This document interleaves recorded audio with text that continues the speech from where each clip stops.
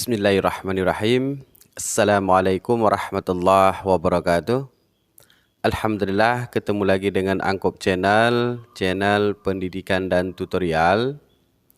Terima kasih saudaraku telah klik video ini.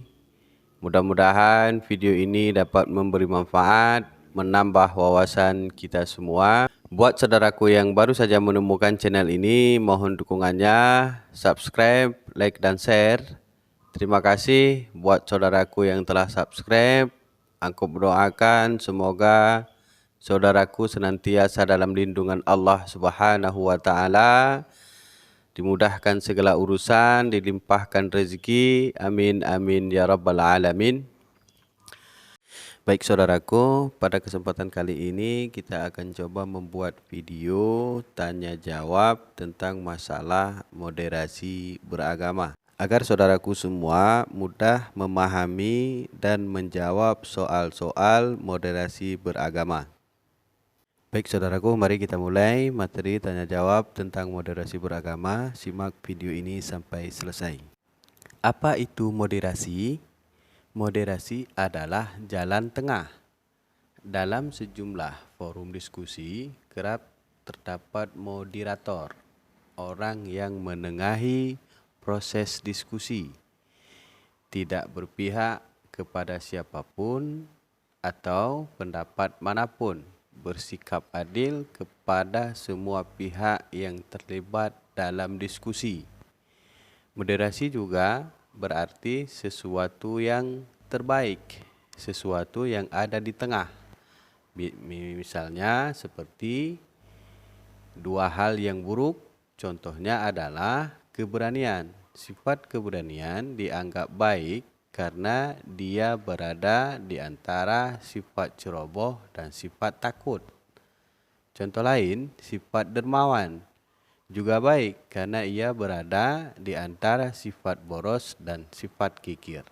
Dapat kita artikan, saudaraku, bahwa moderasi adalah jalan tengah atau perkara yang berada di tengah. Selanjutnya, apa itu moderasi beragama? Moderasi beragama berarti cara beragama jalan tengah sesuai pengertian moderasi tadi. Dengan moderasi beragama, seseorang tidak ekstrim dan tidak berlebih-lebihan saat menjalankan ajaran agamanya. Orang yang mempraktekkannya disebut moderat. Jadi moderasi adalah jalan tengah. Moderasi beragama adalah cara beragama di jalan tengah. Artinya tidak terlalu berat ke kiri dan tidak berat ke kanan saat menjalankan praktek-praktek ibadah. Lalu, benarkah bersifat ekstrim itu buruk? Benar, jangankan ekstrim atau berlebih-lebihan terhadap sesuatu yang jelas-jelas buruk seperti kesombongan, bahkan terdapat sesuatu yang dianggap baik pun, jika itu dilakukan secara berlebih-lebihan, implikasinya bisa menjadi buruk. Lihatlah sifat dermawan. Sifat ini sudah pasti baik karena dia berada di antara sifat boros dan sifat kikir. Tapi jika seseorang melakukan kedermawanannya secara berlebih-lebihan, ia bisa terjatuh dalam keborosan. Kalau sudah begitu, bahkan kebaikan pun bisa menjadi buruk. Jadi, kunci moderasi adalah tidak berlebih-lebihan, apalagi dalam masalah beragama. Kunci ini penting dipahami supaya setiap orang bisa mempraktikkannya dalam kehidupan sehari-hari. Bisa disebutkan contoh beragama yang berlebihan? Bisa. Contoh paling gamblang adalah ketika seorang pemeluk agama mengafirkan saudaranya sesama pemeluk agama yang sama. gara-gara mereka berbeda dalam paham keagamaan. Padahal hanya Tuhan yang Maha Tahu apakah seseorang sudah termasuk kategori kafir atau tidak. Seseorang yang bersembahyang terus-menerus dari pagi hingga malam tanpa memperdulikan problem sosial di sekitarnya bisa disebut berlebih-lebihan dalam beragama. Karena agama juga mengajarkan hubbu minallah dan hubbu minannas. Seseorang juga bisa disebut berlebihan dalam beragama ketika ia dengan sengaja merendahkan agama orang lain atau gemar menghina figur atau simbol suci agama tertentu. Dalam kasus seperti ini, ia sudah terjebak dalam ekstremitas yang tidak sesuai dengan prinsip-prinsip moderasi beragama. Apakah ada contoh sikap ekstrem lain? Ada. Misalnya, seseorang menyantap makanan atau merengguh minuman yang jelas-jelas haram menurut ajaran agamanya, hanya karena alasan toleransi kepada umat agama lain, atau merusak rumah ibadah karena tidak setuju paham keagamaannya. Itu juga termasuk ekstrim. Sikap ekstrim lainnya adalah mengikuti ritual pokok agama lain karena alasan tenggang rasa. Ini semua tidak bisa dibenarkan. Bersikap moderat cukup dengan menghormati orang lain dan tidak mengganggu satu sama lain. Ia sendiri harus mantap dalam kepercayaannya, tidak perlu menggadaikan keyakinan. Lalu di mana posisi orang yang moderat di antara dua kutub ekstrim itu? Orang moderat harus berada di tengah, berdiri di antara kedua kutub ekstrim tersebut. Ia tidak berlebihan dalam beragama, tidak berlebihan menyepelekan agama. Dia tidak ekstrim mengagungkan teks-teks keagamaan tanpa menghiraukan akal nalar juga. Tidak berlebihan mendewakan akal sehingga mengabaikan teks.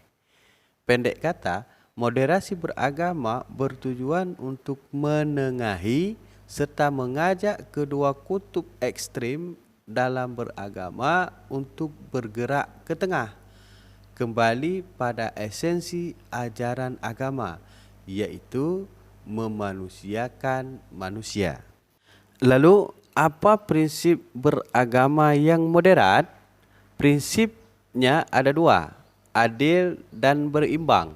Bersikap adil berarti menempatkan segala sesuatu pada tempatnya seraya melaksanakannya secara baik dan secepat mungkin. Sedangkan sikap berimbang berarti selalu berada di tengah di antara dua kutub. Dalam hal ibadah, misalnya, seorang moderat yakin bahwa beragama adalah melakukan pengabdian kepada Tuhan dalam bentuk menjalankan ajarannya dan berorientasi pada upaya untuk memuliakan manusia. Orang yang ekstrim sering terjebak dalam praktik beragama atas nama Tuhan hanya untuk membela keagungannya saja seraya mengenyampingkan aspek kemanusiaan. Orang yang beragama dengan cara ini rela membunuh sesama manusia atas nama Tuhan. Padahal menjaga kemanusiaan itu sendiri adalah bagian dari inti ajaran agama. Lalu, apa batasannya bahwa suatu pemahaman dan pengalaman keagamaan sudah bisa dinilai berlebihan? Pemahaman dan pengamalan keagamaan bisa dinilai berlebihan jika ia melanggar tiga hal. Pertama, nilai kemanusiaan. Kedua, kesepakatan bersama. Dan ketiga, ketertiban umum. Prinsip ini juga untuk menegaskan bahwa moderasi beragama berarti menyeimbangkan kebaikan yang berhubungan dengan Tuhan dengan kemaslahatan yang bersifat sosial kemasyarakatan. Nah, apa contoh melanggar batasan kemanusiaan? Jika seseorang atas nama ajaran agama, misalnya melakukan perbuatan yang merendahkan harkat, derajat, dan martabat kemanusiaan, atau bahkan menghilangkan eksistensi kemanusiaan itu sendiri, itu sudah bisa disebut melanggar nilai kemanusiaan. Tindakannya jelas berlebihan atau ekstrim. Contoh konkretnya, dengan dalih jihad agama, seseorang meledakkan bom di tengah pasar, lalu puluhan bahkan ratusan orang tidak bersalah tewas seketika. Ini jelas tindakan ekstrim. Ada contoh lain nggak yang lebih gamblang? Ada. Contohnya ketika seseorang sedang beribadah, lalu ada orang lain di dekatnya yang hampir mati akibat terjatuh ke dalam sumur. Maka dia wajib membatalkan ibadahnya untuk kemudian membantu saudaranya yang terjatuh ke dalam sumur itu. Ibadah kepada Tuhannya bisa dilakukan setelah menolong saudaranya itu. Contoh lain, seorang dokter harus bergegas menunaikan kewajiban beribadah. Namun, di saat yang sama ada pasien dalam kondisi darurat. Harus segera ditangani dan tidak dapat ditangguhkan. Dalam kondisi seperti ini, sang dokter harus segera menyelamatkan pasiennya dan menunda ibadahnya untuk kemudian melaksanakan kewajiban agamanya setelah menolong pasien tersebut. Bahkan watak kemanusiaan ini pula yang membawa seseorang yang beragama untuk dapat menghargai alam dan nyawa makhluk semesta lainnya, hewan sekalipun. Contoh dalam Islam, seseorang yang hendak melaksanakan salat harus bersuci dan berwuduk terlebih dahulu dengan air. Andai suatu ketika ia hendak berwuduk dengan air terbatas, lalu tiba-tiba di sampingnya ada anjing merayap kehausan, membutuhkan air untuk minum, mana yang harus dia dahulukan? Orang ini harus menolong anjing itu, lalu mencari alternatif lain untuk bersuci. Misalnya bertayamum, atau bersuci dengan debu, atau yang dinamakan dengan bersuci dengan debu, bertayamum. Itulah semangat keseimbangan yang ditekankan dalam moderasi beragama. Jadi, agama harus diamalkan untuk menebarkan rahmat dan kasih sayang bagi alam dengan segala isinya. Bukankah Rasulullah sallallahu alaihi wasallam diutus untuk rahmatan lil alamin? Atau suatu ketika Kiai Haji Maimun Zubair pernah berkata, jika engkau melihat seorang semut terpeleset dan jatuh di air, maka angkat dan tolonglah semut tersebut. Barangkali itu menjadi penyebab ampunan bagimu di akhirat. Nah, apa contoh melanggar batasan kesepakatan bersama? Contohnya, jika seseorang atas nama ajaran agama melanggar butir-butir Pancasila, Undang-Undang Dasar 1945 dan Negara Kesatuan Republik Indonesia yang telah menjadi kesepakatan bersama bangsa Indonesia dalam berbangsa dan bernegara. Itu sudah bisa dinilai ekstrim dan melanggar dalam hal kehidupan bermasyarakat. Niscaya juga banyak peraturan yang telah disepakati bersama oleh seluruh warga di lingkungan tempat tinggal. Jika seorang warga atas nama agama yang dianutnya melanggar kesepakatan bersama yang telah disetujui tersebut, maka ia dapat dianggap berlebih-lebihan. Sekarang, apa contoh melanggar batasan ketertiban umum? Nah, perhatikan gambar berikut. Contohnya, jika seseorang atas nama ajaran agama melanggar ketertiban umum, itu sudah bisa dinilai beragama secara berlebihan. Misalnya, jika seseorang memaksa dirinya beribadah di tengah keramaian lalu lintas yang menyebabkan kemacetan, bahkan rawan menimbulkan kecelakaan, maka ia sudah melanggar batas ketertiban umum dan mempraktikkan ibadah secara berlebih-lebihan atau yang disebut ekstrim. Lalu bagaimana orang moderat memahami kemanusiaan? Nah, kemanusiaan adalah salah satu esensi agama. Kemanusiaan diyakini sebagai fitrah agama yang tidak mungkin diabaikan. Agama mengajarkan bahwa menjunjung tinggi kemanusiaan adalah inti pokok agama. Tuhan diyakini menurunkan agama dari langit ke bumi untuk melindungi kemanusiaan.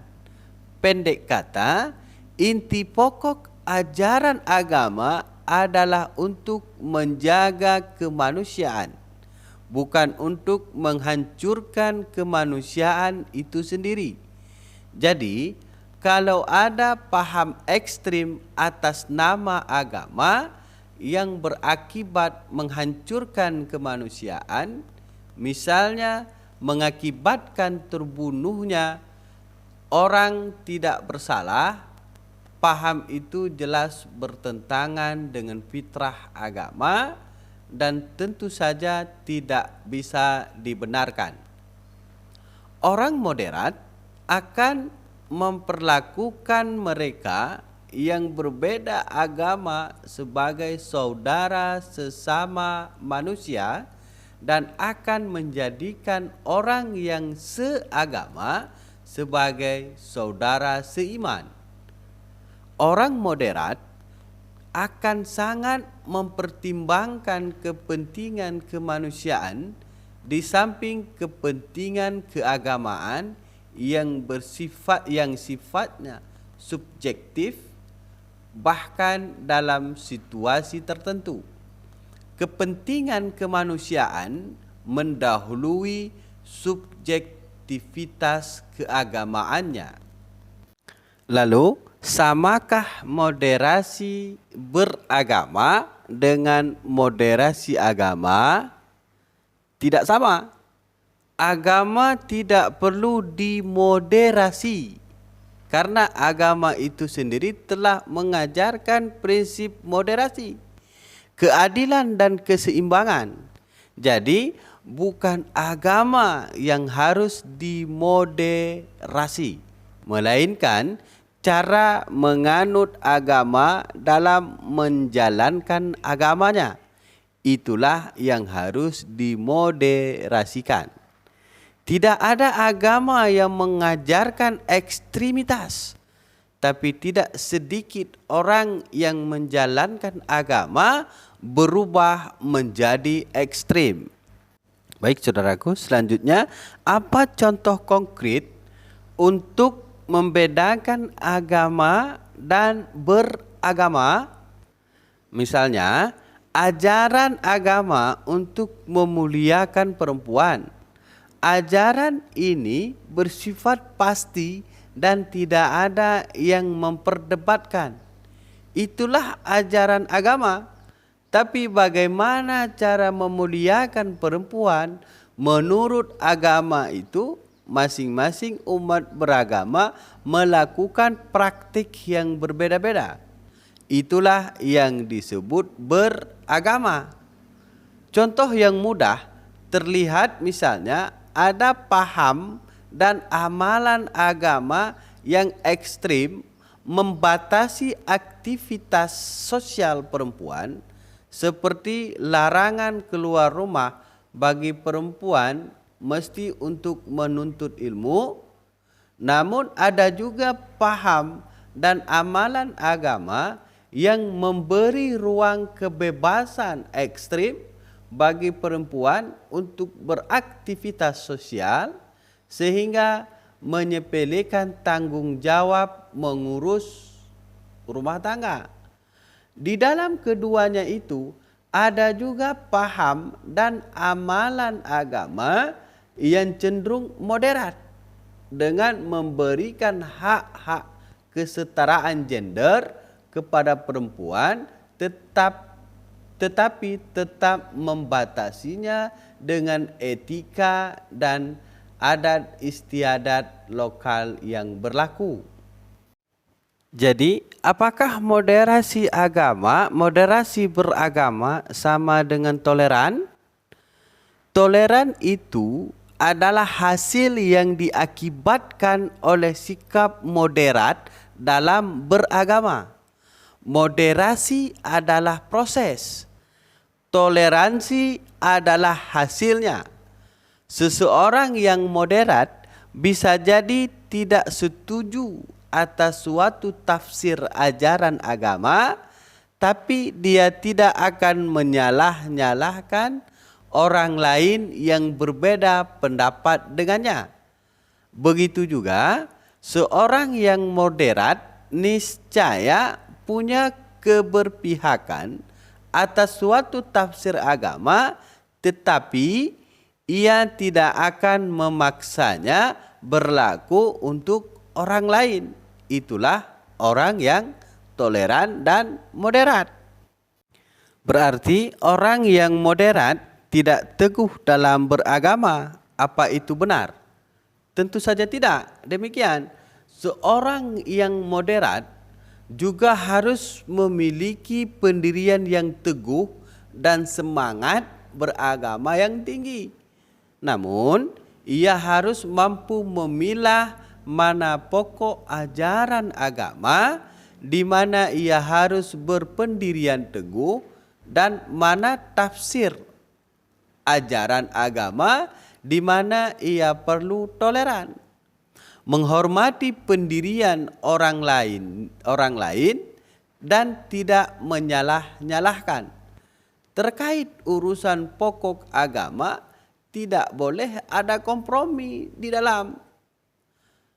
dalam hal meyakini dan mempraktekkannya. Tapi untuk urusan agama yang sifat hukumnya diperdebatkan dan ada beragam pandangan, seorang moderat akan mengambil sikap hukum tertentu untuk dirinya, tetapi tidak memaksakan hukum itu berlaku untuk orang lain.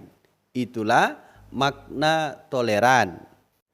Lalu, bagaimana cara membedakan pokok agama dan tafsir agama? Nah, untuk bisa memilah mana wilayah pokok agama yang harus dibela secara teguh dan mana wilayah tafsir ajaran agama yang terbuka untuk berbeda, seorang umat beragama harus mempelajari ajaran agamanya dengan baik dan secara mendalam. Ia harus mencari ilmu melalui guru atau sumber yang terpercaya. Sikap moderat dalam beragama akan lebih mudah diterapkan jika seseorang memiliki pengetahuan agama yang baik dan memadai. Pengetahuan luas akan menghantarkannya menjadi orang yang bijaksana.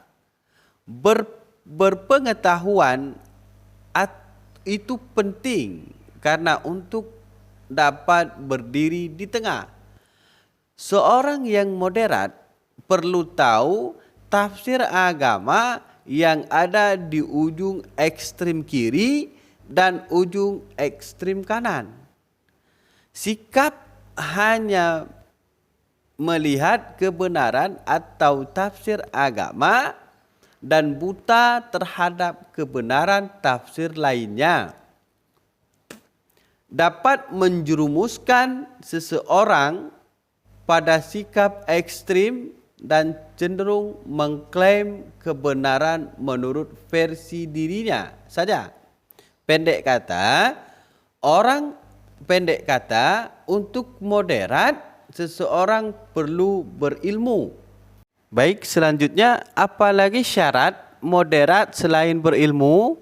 Nah, selain berilmu, seseorang yang moderat juga harus mampu mengendalikan emosi, berakhlak baik, pemaaf, menjadi teladan, dan sanggup berempati dalam menyikapi masalah keagamaan. Ia harus mampu mendahulukan rasa daripada emosi dan harus mengedepankan akal ketimbang otot. Moderasi beragama harus dibarengi dengan sikap berbudi. Dengan begitu, maka seseorang yang moderat dalam beragama akan senantiasa berhati-hati dalam bertindak, tidak gegabah, melirik ke kiri dan ke kanan, dan selalu mempertimbangkan baik buruknya setiap pilihan. Konsisten berada di tengah bukan berarti diam saja, melainkan dinamis bergerak merespon situasi dengan cermat. Alhasil, moderasi beragama dapat diwujudkan jika seseorang telah memenuhi syarat berilmu, berbudi, pemaaf, bijaksana, dan berhati-hati.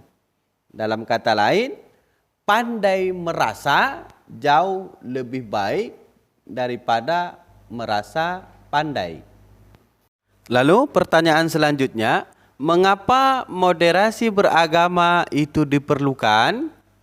Moderasi beragama diperlukan karena sikap ekstrim dalam beragama tidak sesuai dengan esensi ajaran agama itu sendiri. Perilaku ekstrim atas nama agama juga sering mengakibatkan lahirnya konflik, rasa benci, intoleransi, dan bahkan perperangan yang memusnahkan peradaban. Sikap-sikap seperti itulah yang perlu dimoderisasi. Moderasi beragama adalah upaya mengembalikan pemahaman dan praktik beragama agar sesuai dengan esensinya, yakni untuk menjaga harkat, martabat, dan peradaban manusia. Bukan sebaliknya, agama tidak boleh digunakan untuk hal-hal yang justru merusak peradaban. Sebab sejak diturunkan, agama pada hakikatnya ditujukan untuk membangun peradaban manusia itu sendiri. Baik, apakah moderasi dikenal dalam sejarah umat manusia? Jawabannya iya. Moderasi sudah lama dikenal sebagai prinsip hidup dalam sejarah umat manusia. Dalam mitologi Yunani kuno, prinsip moderasi sudah dikenal dan dipahatkan dalam inskripsi patung Apollo di Delhi dengan tulisan Meden Angan yang berarti tidak berlebihan. Prinsip moderasi saat itu sudah dipahami sebagai nilai untuk melakukan segala sesuatu secara profesional, tidak berlebihan. Seorang yang moderat dalam hal makanan misalnya akan menyantap segala jenis makanan, tapi membatasi porsinya agar tidak menimbulkan penyakit. Moderasi juga dikenal dalam tradisi berbagai agama. Jika dalam Islam ada konsep wasatiyah dan ada tradisi Kristen ada konsep golden mean, dalam tradisi agama Buddha ada majjhima patipada, dan dalam tradisi agama Hindu ada madhyamika. Dalam Konghucu juga ada konsep Zongyung. Begitulah dalam tradisi semua agama selalu ada ajaran jalan tengah. Semua istilah dalam setiap agama itu mengacu pada suatu titik makna yang sama, yakni bahwa memiliki jalan tengah di antara dua kutub ekstrim dan tidak berlebih-lebihan merupakan sikap beragama yang paling ideal. Nah, pertanyaan selanjutnya, bagaimana menempatkan moderasi beragama dalam konteks Indonesia? Moderasi beragama adalah bahagian dari strategi bangsa ini dalam merawat Indonesia.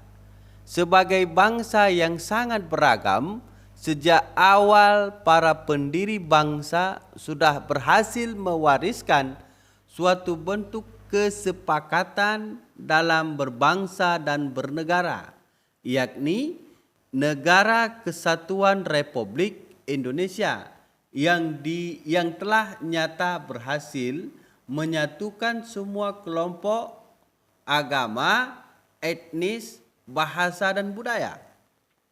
Indonesia disepakati bukan negara agama, tapi juga tidak memisahkan agama dari kehidupan sehari-hari warganya. Nilai-nilai agama dijaga, dipadukan dengan nilai-nilai kearifan dan adat istiadat lokal. Beberapa hukum agama juga dilembagakan oleh negara. Ritual agama dan budaya berjalan berkelindan dengan rukun dan damai. Itulah sesungguhnya jati diri Indonesia, negeri yang sangat agamis dengan karakter yang santun, toleran, dan mampu berdialog dengan keragaman. Moderasi beragama harus menjadi bagian dari strategi kebudayaan untuk merawat jati diri kita sebagai bangsa. Lalu siapa yang harus mengawal moderasi beragama? Tegaknya moderasi beragama perlu dikawal bersama, baik oleh orang per orang maupun lembaga, baik masyarakat maupun negara. Kelompok beragama yang moderat harus lantang bersuara dan tidak lagi memilih menjadi mayoritas yang diam. Bahkan keterlibatan perempuan juga akan sangat penting dalam upaya memperkuat moderasi beragama. Mengingat kekerasan atas nama agama bisa saja dilakukan, baik oleh laki-laki maupun perempuan. Setiap komponen bangsa harus yakin bahwa Indonesia memiliki modal sosial untuk memperkuat moderasi beragama. Modal sosial itu berupa nilai-nilai budaya lokal, kekayaan keragaman adat istiadat, tradisi bermusyawarah, serta budaya gotong royong yang diwarisi masyarakat Indonesia secara turun-temurun. Modal sosial itu harus kita rawat demi menciptakan kehidupan yang harmoni dalam beragama, budaya, etnis, dan agama. Jika dipikul bersama, Indonesia dapat menjadi inspirasi dunia dalam mempraktekkan moderasi beragama. Baik, selanjutnya, apa peran yang harus dijalankan oleh negara dalam rangka menciptakan masyarakat yang moderat dalam beragama? Negara perlu hadir memfasilitasi terciptanya ruang publik untuk menciptakan interaksi umat beragama. Jangan sampai negara malah melahirkan regulasi dengan statement agama tertentu yang diskriminatif dan diberlakukan secara umum di ruang publik. Kehadiran negara harus memfasilitasi, bukan mendeskripsikan. Alhamdulillah, terima kasih saudaraku telah menonton video ini sampai selesai. Mudah-mudahan video ini dapat memberi manfaat untuk menambah wawasan kita semua dalam memahami moderasi beragama. Video ini khusus dibuat untuk para pejuang P3K Kementerian Agama untuk mudah memahami soal-soal moderasi beragama. Terima kasih saudaraku, jangan lupa subscribe, like dan share untuk kita bangun channel ini bersama-sama. Wabillahi taufiq wal hidayah. Wassalamualaikum warahmatullahi wabarakatuh. Sehat selalu dan salam buat keluarga.